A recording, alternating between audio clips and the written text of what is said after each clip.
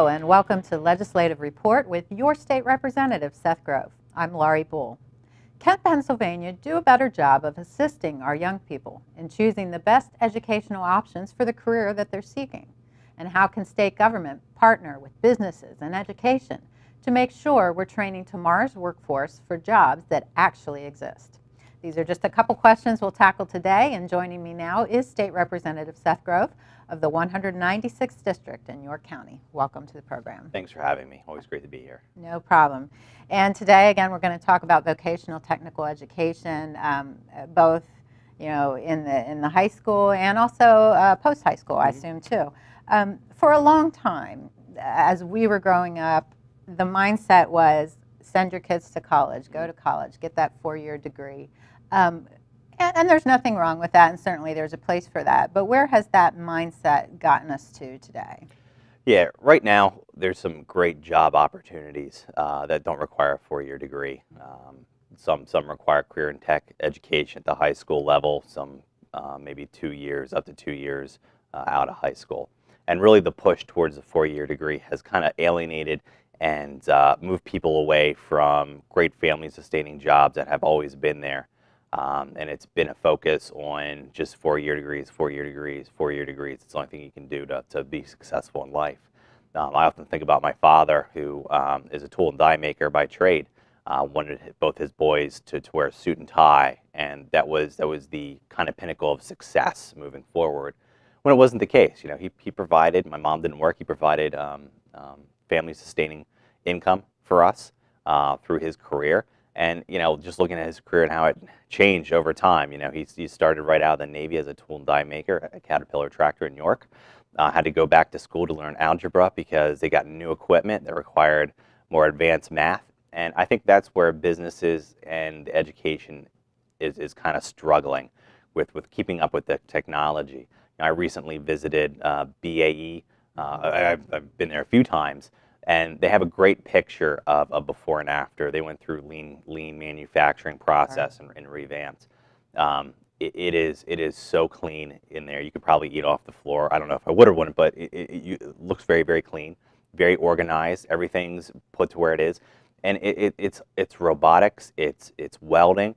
So there's a lot of opportunity in those establishments, and it's not dirty jobs. These places are you leave work, you may be a little dirty, but you're not coked in it, like just debris anymore and stuff. So we need to get educators, we need to get parents, we need to get students out to these jobs so they can learn about them. I usually go back to my kids. They're 6 and 4. My oldest loves to watch the show Tanked. It's two guys. They make tanks for celebrities and stuff like that. Fish tanks. Fish tanks, yeah. And they do an amazing job, but it's all career and tech education. They manufacture acrylic to make their fish tanks. They hire artists and carpenters to make the insides. So it's intensive labor on the front end, but there's tons of shows like that. And to get people connected with that end result. You can work at baseball fields. You can. We were up in a hearing in Schuylkill, and there was a pool manufacturer there that made a pool for Eric Clapton. So there's really cool things that happen in career and tech on a day-to-day basis. We just need to get people connected and reinvigorated, and start rebuilding those communications.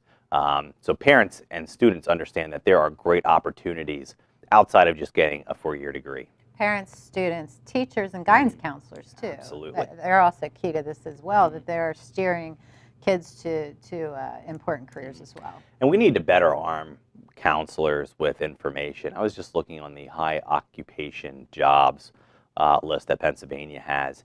And looking at kind of South Central Pennsylvania and the state, there's some jobs on there that shouldn't be listed, that have like one job opening in the next 10 years, or a fitness instructor, or jobs that are starting pay at like $15,000. Those aren't high occupation jobs. There's some others. Welders is constantly there. We need to fill hundreds just in South Central Pennsylvania, probably a few thousand across Pennsylvania. But those are the things we need to target. So we need to provide better data, more updated data, and we need to stop talking about hourly wages. When you go to a 4-year college, you're looking at salary level when you get out. We need to talk about yearly salaries and reestablish what family sustaining job is, because you say $14, $15, $16 an hour, it demeans that total yearly salary. And you can not go to college, graduate high school. If you go to like York Vocational School, you can get $15 an hour coming out of there without any student debt. You know, where a college person could be making $25 an hour to start at student debt, but has tons of student debt, you're behind the 8 ball. We have students graduating 4-year colleges and going back to career and tech education, which is kind of backwards, because now they're saddled with a debt and a degree they're not going to use, and they made the decision, I'm going to go to career and tech because there's job openings moving forward. So we need better communication, better public relations, and continue to build those relationships moving forward. You've been named chairman of a select subcommittee on technical education and career readiness earlier this session. Can you tell a little bit about the mission of the subcommittee and then your role on it and what you guys have discovered? Yeah, generally the goal of the committee is threefold. Number one, how do we better connect students with the jobs of tomorrow within our education system, within Department of Labor, Department of Ag, Department of Education, prioritizing those jobs, getting to parents and explaining, you know, these aren't the dirty jobs of the past. You have real opportunity to advance, to do business startups, to have family-sustaining jobs with much lower debt. And 3, the communication and connectiveness, kind of analyze the entire career and tech system to see what we can do better. And I got to be honest, with the amount of hearings, we have a great system in Pennsylvania. They built a great system many, many years ago. I think the issue is we've ignored it for so long. And I often think about it as a brain. Your brain has all these interconnections back and forth. We just need to reconnect those and reinvigorate that career and tech brain. And we're at the right opportunity because people are talking about it. They're highlighting it. We have great advocates out there like Mike Rowe, who founded Dirty Jobs. He has an entire nonprofit. He's going out talking about it. So it's really hot opportunity to reinvigorate and get people matched up with those jobs moving forward. And, you know, even in down economies, retrain the workforce for those jobs of the future. And it requires some advanced skills. You're going to need some advanced math, some advanced training, and we just need to connect people with those moving forward.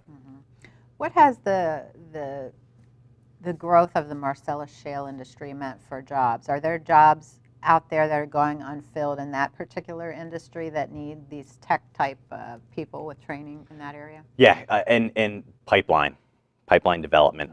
Most of the pipelines that are going in Pennsylvania are not being welded by Pennsylvania welders. Great story. There's a business out in Hanover, gentleman Ken, great guy. He owns a welding business. There used to be a community college that had like a welding school. They ended up pulling out, and he needed welders, and there was no training for that. So he partnered with Southwest School District to do a night welding shop within the school. Couple months, like maybe $3,000. You're going to have all the welding credentials moving forward. They were putting pipeline in right near him, so he went over. Obviously, he's interested in welding. Was talking to the guy. He's like, none of them were Pennsylvania residents, and it just infuriates me that we have such an opportunity, so many opportunities in Pennsylvania, and we're bringing people in out of state, and they should be Pennsylvania jobs right there. But you know, it's out of state. So you know, welding. There's a bit of, unfortunately, there's been a decline in Marcellus Shale right now because of suppressed natural gas prices and so forth. I think there's some issues with regulations the administration is putting through that's really going to hamper development of Marcellus Shale moving forward. But it provided a huge boon in career and tech jobs. You know, we opened up welding or drilling schools to train Pennsylvania residents to drill on those rigs.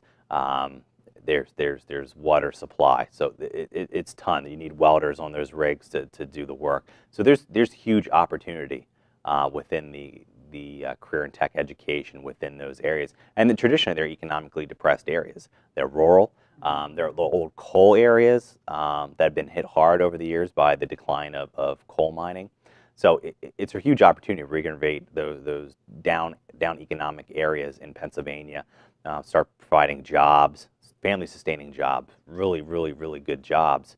Family farms have been reinvigorated because of it. So the whole Marcellus Shale industry has been a huge boon for Pennsylvania moving forward. We need to continue it, and we need to continue training Pennsylvania workers, Pennsylvania residents for those jobs, and making sure that Pennsylvania is taken care of first. Now you mentioned that when the industry was really coming on, that there was a response with some training. Is the vocational technical area, are they able to more quickly respond to like job trends and things like that than maybe a university or something like that? Higher ed is more capable of focusing on change in job trends, particularly community colleges I've visited. They constantly talk to the local businesses to see what needs are. So they're able to adjust to the needs of the business in an area regionally a lot quicker than K through 12. I think the schools of technology, I look at York, they're able to adjust. They can't just do it as quickly as the private universities. There's still funding issues, formula issues, a lot of other things designed that don't allow them. But they do a great job of talking with industries and saying, what do you need coming out of high school?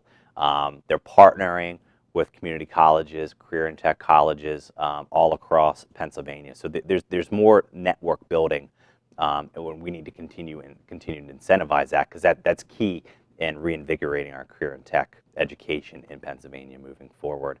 And I applaud our School of Technologies. When I graduated high school, it was kind of like the dumping ground of like the bad kids. Now when you go back, it's professionals. I know what career you're looking at by the way you're dressed. I know healthcare. I know the restaurant, the chefs. I know the diesel guys, and you can just see it. Education there is great. York Votech has a 83.6 per school performance profile, one of the highest in the county. They're doing a great job, and that needs applaud, but we need more of that moving forward. So. Well, we'll pick up on these thoughts. We're going to take a quick break, and we'll be back in just a moment.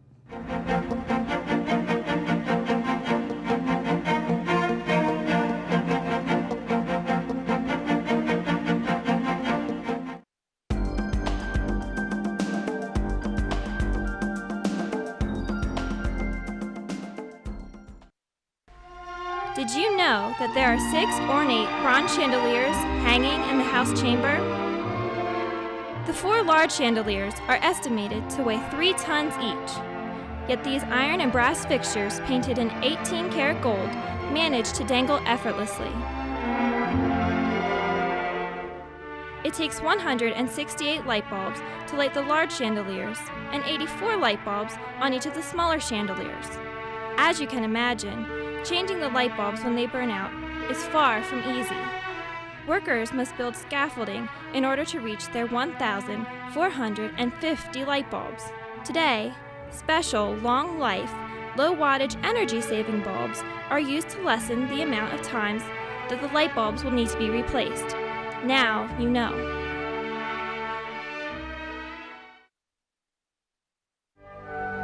Did you know the Avenue of Flags presentation at Indiantown Gap National Cemetery has over 500 casket flags? Among the flags displayed are Commonwealth, territorial, and military flags. The flags are tied to 20-foot poles spaced 40 feet apart on both sides of the main drive of the cemetery. It takes about 2 hours to set up and take down all of the flags. Volunteers are encouraged to help with this task and must be at least 13 years of age. All of the flags are donated to the Avenue of Flags by families of the deceased. Now you know.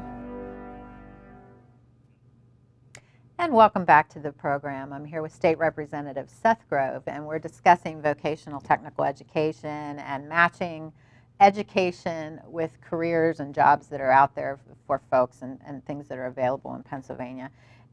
You mentioned earlier, before we took a break, about Southwestern High School and their partnership with KLK School of Welding, and how they've teamed up for a class and training and things like that. Now, is that available to the kids at that school? Is it available to adults? Who goes to those And classes? anybody that really wants it, it's basically a private academy Okay. within the school. Obviously, the school wasn't using the welding shop after school hours, so they made an agreement for KLK to come in there and do the job training and stuff. Um, they obviously have a great CT program. They have a great instructor as well doing the welding and stuff like that there. But that is open to adult learners, anybody in currently enrolled at Southwest as well.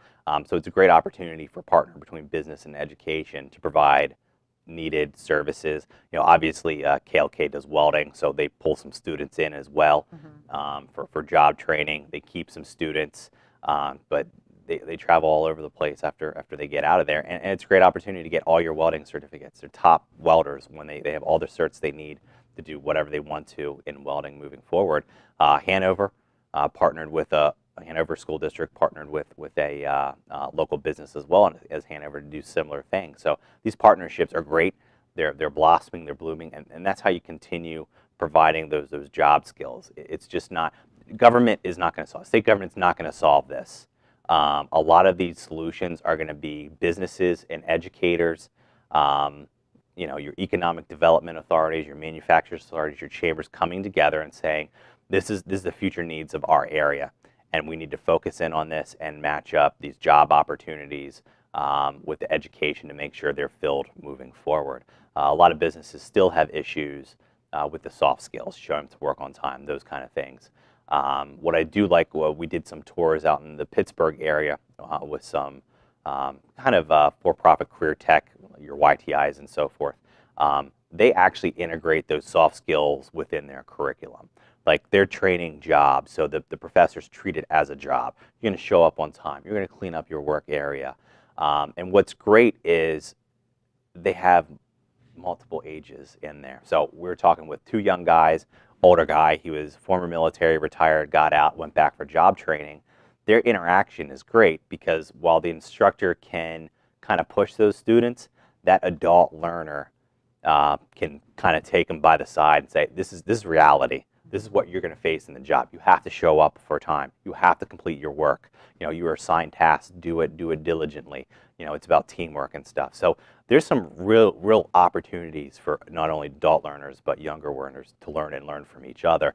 They taught them how to buy stuff online through his app. So you know, it was back and forth. But building those things in those curriculums moving forward, have that expectation. You're going to show up on time. You're going to complete your work, and why it's important. It's just there's always that application, missing piece of application in education, and you hear it sometimes, like, why do I have to learn algebra, Yeah. right? So you have to open kids' eyes, and the earlier you do it, the better off you're going to be to say, why should I learn this education I'm getting in high school? I'll never need to learn it someday. You never know. I was sitting in a hearing in my freshman year here in the state capitol, and we were discussing whether to ban a chemical or not. I pulled back out from my brain all of my chemistry classes. Who shout out to Mrs. Kimber at Spring Grove High School. She's still teaching there. You know, just when do these molecules break down? At what point? Is it a temperature? Are people heating up baby bottles too hot so the chemical breakdown and it's leaching in? You never know when you're going to pull this education out. And a lot of jobs, I know a lot of business schools, they require algebra or calculus as a minimum anymore. So opening up individuals' eyes about what the expectation is and how it's used in everyday life. We were up in Schuylkill County. Representative Tobosh passed a bill a number of years ago that allows continuing education credits for teachers when they go visit manufacturers. He had an entire school district go and visit 2 manufacturers, and it was amazing the feedback that they got from that venture, because teachers were like, I didn't realize I could just writing skills as an English teacher, how it's important. Now I know how businesses utilize it, so I can go back and say, well, if you can't communicate, you're not going to have these job opportunities someday. That's why it's important. So it allows teachers to go out in that private sector world and say, this is why it's important, because if you want to do this, you need to be able to do this. And listen, reading's important. When I go visit schools, I usually tell people, what job doesn't require reading today? I don't know of a single job. Someone said, a trash man. I'm like, really? How are you going to read road signs or GPS? You have to be able to read no matter what. How are you going to fill out a job application if you can't read? That's right. So it's so important, and making those connections earlier, the sooner the better. Now, there's a phrase that gets used. It's called STEM. Mm-hmm. Can you tell us what STEM is and how that works and how that's taught, in the K through 12 and how that all flows through the education process? Science, technology, engineering, and mathematics. It's refocusing education on those kind of 4 key principles, because no matter what you do in life, those are kind of the 4 components moving forward. And obviously, English is very important. Sure. Social studies is important. Believe me, government touches everything. Social studies is a critical component, because no matter what you do, government's going to touch your life in some way. You might as well Whether learn you about like it. it or not, Exactly. Right? But those are things we kind of gotten away from. Generally, 11th through 12th grade, you get STEM in Pennsylvania. I think it needs starting in kindergarten. You need to integrate it within your curriculum starting in kindergarten all the way to 12th grade. Dover School District, they're looking at trying to do the integration. I think it's key. I had an opportunity last year to visit Israel. Part of that was learning about their career and tech education system. Now, Israel focuses on it because of defense needs. They're constantly at struggle, and they put a lot of their GDP, a lot of their tax dollars into that, and they need to develop technology for defense reasons. But out of that stems a lot of private sector opportunity. So they've integrated STEM education, kindergarten through 12th grade, and they've done it while rockets were flying under constant guard of rock. So it's amazing they were able to do that, and now they're looking at doing actually STEAM education, integrating arts with it. And it's interesting how they started it. One school started it as a way for kids to reflect on the rocket attacks 2 years ago, where you had maybe 3 seconds to get to the shelter before the rocket's coming down. So they were able to utilize art to try to help kids cope with that, as well as integrate art within the education system. And if Israel can do it under a constant rocket attack, under constant vigilance from foreign entities around them, there's no reason we can't do it here in Pennsylvania, across the nation. We have to do it responsibly. Obviously, we don't want to just say, school districts, tomorrow you're going to integrate, start a grade. I'm a firm believer starting kindergarten, working your way up. Since we already have it at the higher levels, maybe next year, 10th grade, then 9th grade, then 8th grade. Allow school districts to develop it within their time frame that works best for them. But have an end goal in a few years to say we're going to integrate STEM education, kindergarten through 12th grade moving forward, and get kids out there. There's no reason kindergartners haven't visited some kind of factory or something like that. I remember when my oldest son was potty training, he wanted to know where the pipes went when he went to the bathroom. He was taking a bath. He's like, do the toilet pipes and these pipes go to the same place? I said, yeah, they go to the sewer. And we walked through it, and he's like, I want to go see the sewer plant. So I took him one beautiful hot August morning to the sewer plant, and we did a little field trip so he could see exactly where it is. I mean, everything's an educational opportunity for kids. Open their eyes and let them see the world. And they may find, he may someday be a supervisor of a sewer plant somewhere. Who knows? Well, that's the important component is parents and what Absolutely. they can do when discussing options for their kids and for their future. And sometimes you need to look outside of the schools. I know the Lincoln Intermediate Unit offers summer camps, summer day camps that are STEM camps. They're great. They work with Legos and Connects and all kinds of things to go through the process of building something, testing it, rebuilding it, and things like that. There are things out there Absolutely. to look for. What other things can parents do? Spring Grove School District, they have a rocket club. And actually, Mr. Hastings, the head of that, actually started up his own kind of rocket class. Now, it's a formal class that you can take. It's kind of an elective. They're the only school in, I think, the Northeast that coordinates with NASA for rocket launches They'll go down to Florida, Alabama, and they'll launch rockets and they'll do scientific experiments with that. Those are the kind of opportunities. New Oxford has a robotics club.